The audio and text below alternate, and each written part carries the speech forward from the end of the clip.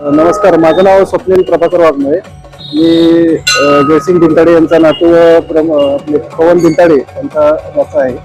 आणि आज दत्त जयंती निमित्त आपल्या आनंदवाडी दत्त मंदिरात एक खूप मोठा कार्यक्रम ठेवलेला आहे. हा कार्यक्रम दरवर्षी असतो आणि आज सकाळपासूनच खूप मोठी लगबग लागलेली आहे भक्तांची.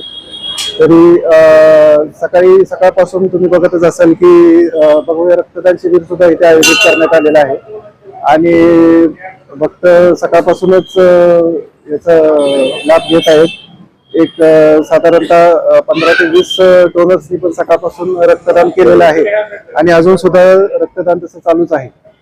आणि त्यात इथे आमच्या जे पंजोबा आहेत त्यांची पंजोबांची समाधी पण आहे. ही समाधी जिवंत समाधी म्हणून ही आहे, जागृत आहे.